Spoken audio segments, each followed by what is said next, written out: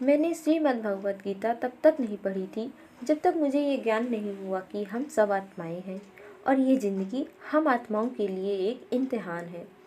अपने अंदर से अपने सबसे अच्छे रूप को बाहर निकालने का और भगवत गीता इस इम्तिहान को पास करने की एक अहम किताब है। भगवत गीता के कुल 18 अध्याय हैं और ये संस्कृत भाषा में परमात्मा द्वारा दी गई थी। समय के साथ संस्कृत भाषा रोज़मर्रा की ज़िंदगी से निकल गई और ये ज्ञान मनुष्य से दूर हो गया। समय समय पर भगवत गीता को साधारण अक्षरों में अनुवाद किया गया।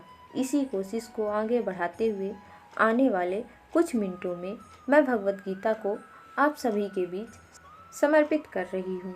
यह ज्ञान परमात्मा ने श्री कृष्ण के द्वारा सबसे बड़े धर्म युद्ध महाभारत की रणभूमि कुरुक्षेत्र में अर्जुन को 5000 वर्ष पहले दी थी। यह वो वक्त था जब धर्म का बार बार उल्लंघन हुआ, परमात्मा का डर मनुष्य से निकल गया। लालच की होड़ में भाई ने भाई को मारने की कोशिश की और यही नहीं, एक ब्याता औरत को भरी सभा में बड़ों के सामने अपमानित किया गया। इससे पहले कि मनुष्य जाति धर्म युग से निकलकर पूर्ण रूप से कलयुग में जाता है, युद्ध की रणभूमि में युद्ध से कुछ पहले परमात्मा ने गीता भगवान कृष्ण के द्वारा मनुष्य जाति के कल्याण के लिए दी। ऐसे ही जैसे कवि तुरा मोजस को गॉस्पेल जीसस को गीता बाइबल कुरान तुरा परमात्मा द्वारा दी गई किताबें हैं, जो किसी एक धर्म के लिए नहीं है बल्कि पूरी मनुष्य जाति के लिए हैं, पूरी इंसानियत के लिए हैं, सब आत्माओं के लिए हैं। क्योंकि ये आत्मा को परमात्मा के बारे में, उसकी सृष्टि के बारे में और सबसे अहम ये उन कायदों के बारे में समझाती है जिनका आत्मा का मनुष्य के रूप में हर हाल में पालन करना होगा, रक्षा करनी होगी। और इन्हीं कायदों की बुनियाद पर एक आत्मा को शरीर त्यागने के बाद परखा जाएगा और इस परीक्षा से पास होने पे हमेशा के लिए जन्म व मृत्यु से मुक्ति मिलेगी।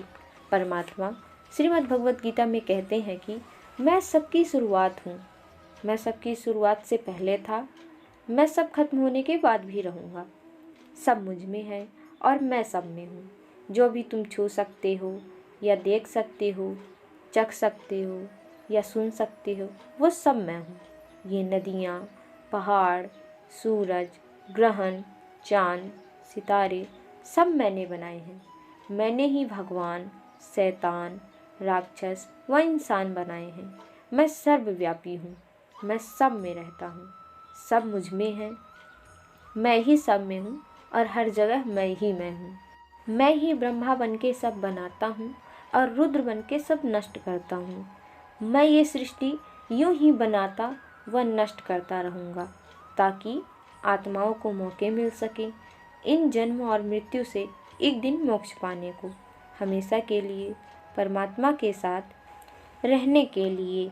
भगवत गीता कहती है कि इस सबसे बड़ी परीक्षा के लिए परमात्मा ने प्रकृति का निर्माण 5 तत्वों हवा, अग्नि, जल, पृथ्वी और ईथर से किया, जिन्हें हम छू के, सुन के, चख के, देख के समझ सकते हैं। पर खुद परमात्मा इन 5 इंद्रियों के समझ से बाहर है। उन्हें आत्मा या इंद्रियों से नहीं जान सकते। आत्मा 5 इंद्रियों के साथ वैसे ही है जैसे एक लोहे का रोबोट, जिसे बनाने वाले का कोई पता नहीं। अर्जुन को भी परमात्मा का विराट रूप देखने के लिए कृष्ण ने दिव्य नेत्र दिए। गीता हमें समझाती है कि आत्मा अजन्मी है, इसे कोई मार नहीं सकता, ना ही कोई जला सकता है, ना ही कोई डुबा सकता है। लेकिन आत्मा को परमात्मा के साथ हमेशा रहने के लिए ये परीक्षा रूपी जीवन में बैठना ही पड़ेगा। इस परीक्षा के लिए परमात्मा से बिछुड़कर आत्मा को पृथ्वी पर किसी न किसी रूप में जन्म लेना पड़ता है। 88 करोड़ योनियों को जीने और भोगने के बाद एक आत्मा को मनुष्य का शरीर और दिमाग मिलता है। इस सबसे बड़ी मर्यादा की परीक्षा में बैठने के लिए हर मनुष्य को इस पूरी परीक्षा के दौरान तरह तरह की अच्छी व बुरी भावनाओं के चक्रव्यूह में अपने ही भाई बहन व मित्रों के साथ डाला जाता है, जिसमें हर आत्मा को अपने अंदर के तामसिक, राजसिक अवगुणों से निकलकर सात्विक जीवन में प्रवेश करने के मौके मिलते हैं। हमारे तामसिक गुण वो हैं जो हमारे अंदर हीन भावना पैदा करके हमें खुद को उदास व नुकसान पहुंचाते हैं, और हमारे राजसिक गुण हमें ईर्ष्यालु और लोभी बनाकर दूसरे के प्रति नुकसान पहुंचाते हैं। इस परीक्षा के दौरान हर आदमी आत्मा को तामसिक व राजसिक गुण को खत्म करके अपने सात्विक गुणों से परिचित होना पड़ेगा। सात्विक गुण वो हैं जो आत्मा को अपने आसपास की हर चीज़ से जोड़े और उन्हें प्यार करना सिखाते हैं। परीक्षा के दौरान हर आत्मा को जीवन के चारों स्तंभ धर्म, अर्थ, काम व मोक्ष का ज्ञान पाके ही मुक्ति मिलती है। यही तो द्वार हैं जिन्हें समझ के ही आत्मा परमात्मा को समझ सकती है। पहला द्वार धर्म का है और शेर इसका प्रतीक है।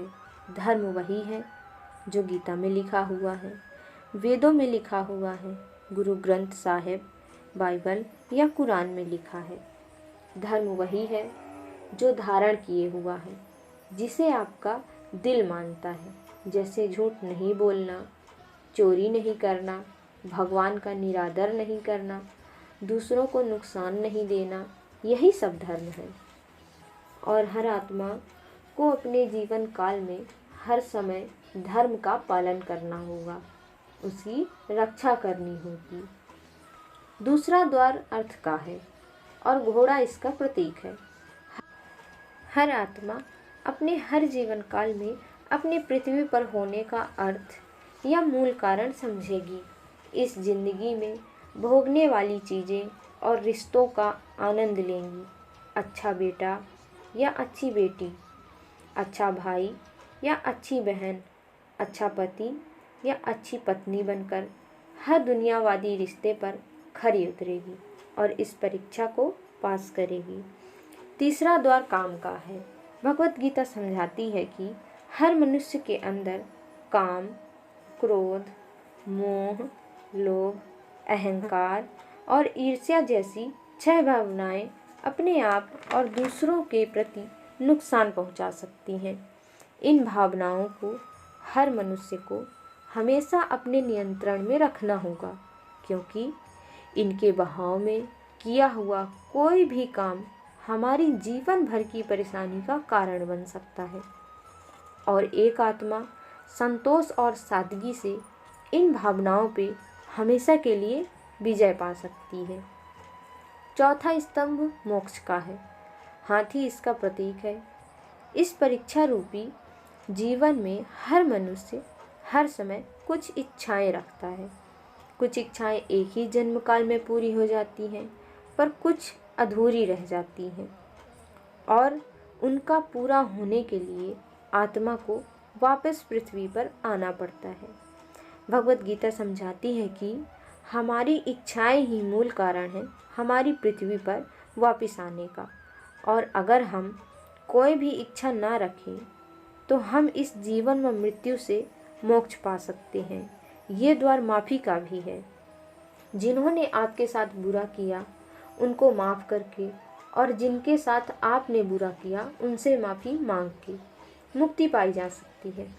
जब तक आत्मा इन चारों दरवाज़ों धर्म, काम, अर्थ और मोक्ष को समझ नहीं लेती, तब तक आत्मा को बार बार मनुष्य रूप में आना ही पड़ेगा। परीक्षा का समय खत्म होते ही आत्मा शरीर व अन्य तत्वों का त्याग कर देती है जो ये संसार में रहकर बनाया, वो अब किसी और का होगा। अब आत्मा अपने कर्मों के फैसले के लिए चली जाती है। आत्मा के अच्छे बुरे कर्मों का हिसाब होता है। अपने अच्छे कर्मों के लिए आत्मा कुछ वक्त के लिए स्वर्ग और दुष्कर्मों के लिए नरक में चली जाती है। नरक में आत्मा को अपने पापों के अनुकूल सजाएं मिलती हैं, पर सजा खत्म होने के बाद आत्मा को फिर से एक नए शरीर, नया दिमाग मिलता है इस परीक्षा में फिर से बैठने के लिए, और हर परीक्षा में वही सब फिर से दोहराया जाएगा। जिंदगी के 4 स्तंभ धर्म, अर्थ, काम और मोक्ष को समझने के लिए हर जन्म में अपने कई जन्मों के कर्मों के हिसाब से आत्मा को कभी अच्छे और कभी बुरे हालातों से जाना जाता है। लेकिन जब तक आत्मा परमात्मा के साथ योग को नहीं समझ लेती, वह मुक्ति नहीं पा सकती। भगवत गीता समझाती है कि मनुष्य अपनी शरीर, दिमाग या दिल से भगवान को पा सकता है। शरीर द्वारा किए गए कर्मों के माध्यम से परमात्मा को पाने को कर्म योग कहते हैं। ऐसे कर्म जो परमात्मा की इच्छा से हों और दूसरों के कल्याण के लिए हों। वाल्मीकि ने रामायण लिख के, श्रवण ने अपने माता पिता की सदैव सेवा करके, उन्हें चारों धाम की यात्रा करवा के, मदर टेरेसा ने अपने प्यार और सेवा के माध्यम से, और मैडम क्यूरी ने वैज्ञानिक खोज में अपने जीवन का बलिदान देकर अपने कर्मों द्वारा परमात्मा को पाया। भगवत गीता समझाती है कि एक आत्मा दिमाग से भी परमात्मा के साथ योग लगा सकती है। इसे राजयोग कहते हैं, क्योंकि मस्तिष्क सब इंद्रियों का राजा है। एक मनुष्य अपनी आस्था, खास प्रणाली, आसन, अभ्यास, साधना और तपस्या से परमात्मा के रास्ते पा लेता है। इस योग को समझने के लिए हमें अपने अंदर की एनर्जी यानी चक्रा व कुंडालिनी को समझना पड़ेगा। आत्मा मस्तिष्क से मेडिटेशन लगा के परमात्मा के साथ योग को लगा सकते हैं। शंकराचार्य, स्वामी परमहंस, स्वामी विवेकानंद और उनके जैसे कई योगी इस योग के रास्ते परमात्मा के साथ संधि लगा पाए। परमात्मा भगवद गीता में कहते हैं कि अगर किसी आत्मा को धर्म ना समझ आए या योग समझ ना आए, पर अगर वो मेरी शरण में आ जाए तो उसके सारे पाप माफ़ कर देता हूँ। परमात्मा को ऐसी दिल की गहराइयों से पुकार के पाने को भक्ति योग कहते हैं। जैसे महाप्रभु, मीराबाई और भगवान हनुमान इस योग के सबसे बड़े उदाहरण हैं। लेकिन कभी आत्मा अपने होने का मूल कारण भूल के धर्म का उल्लंघन करे, पाप के रास्ते पर निकल जाए, तो उसे ठीक करने के लिए परमात्मा खुद किसी न किसी रूप में जन्म लेते हैं। श्रीमद् भगवत गीता, गुरु ग्रंथ साहिब, तुरा, बाइबल, कुरान या कई ऐसे किसी भी किताब को पूरा पढ़ के इस जिंदगी के असली मायने समझें और परमात्मा के साथ योग लगाएं। अगर आप इसे अर्जन कर पाएं तो दूसरों को भेजकर भी इस संसार के जन्म व मृत्यु के चक्रव्यूह से मुक्ति दिलाएं। जय श्री कृष्ण। राधे।